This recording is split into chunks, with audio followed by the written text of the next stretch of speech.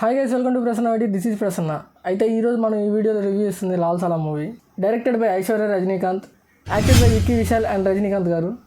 అయితే ఇంక ఈ మూవీలో హీరో వచ్చేసరికి విక్కీ విశాల్ అండ్ రజనీకాంత్ గారు అయితే క్యామియో అన్నారు ఫస్ట్ అండ్ గెస్ట్ రోల్ అన్నారు. కాకపోతే ఈ మూవీలో మొత్తం ఫుల్ లెంత్ రోల్ అయితే ఉంటుంది రజనీకాంత్ గారికి. కానీ ఈ మూవీలో రజనీకాంత్ గారికి అయితే ఆయన స్టామినాకి ఆయన పర్ఫార్మెన్స్కి తగ్గ రోల్ అయితే పర్లేదు. అండ్ కొన్ని సీన్స్లో అయితే ఆయన హైలైట్, ఆయన స్క్రీన్ ప్రెజెన్స్ అయితే చాలా బాగుంది. అండ్ ఈ మూవీ నాకు నచ్చిందా లేదా అని అడిగితే మాత్రం నాకైతే నచ్చలేదు భయ్య. Average film. నేను చూసిన విధానం అయితే మాత్రం రజనీకాంత్ గారి సినిమా లెవెల్లో లేదు ఇదైతే. ఎందుకంటే మూవీలో అంత మనకి హై ఇచ్చే మూమెంట్స్ కానీ వావ్ మూమెంట్స్ కానీ ఉండవు. ఈ మూవీ మొత్తం 4-5 సీన్స్ బాగుంటాయి.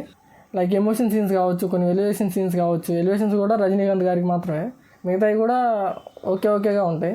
ఇంకా మిగతా రజనీకాంత్ గారి పార్ట్ కొద్దిగా ఫ్లాష్ బ్యాక్స్ తీసేస్తే మాత్రం స్టోరీ అంతా స్లోగానే నడుస్తూ ఉంటుంది. ఇంకా స్టోరీ విషయానికి వచ్చేస్తే మాత్రం ఒక మతాలకు సంబంధించిన గొడవలు, ఊర్లో గొడవలు, సమస్యలు ఉంటాయి.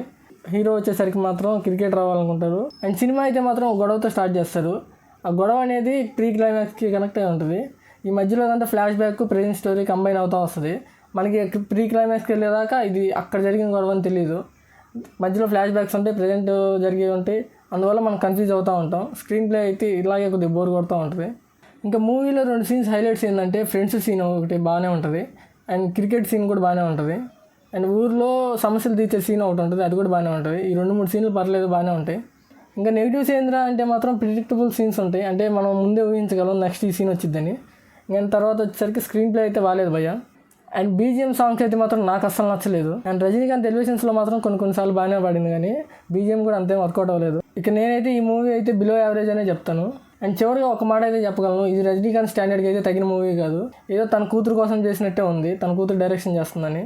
నెక్స్ట్ వీడియోలో నెక్స్ట్ రివ్యూతో మళ్ళీ కలుద్దాం. రివ్యూస్ కావాలంటే ఛానల్ని సబ్స్క్రైబ్ చేసి పెట్టుకోండి.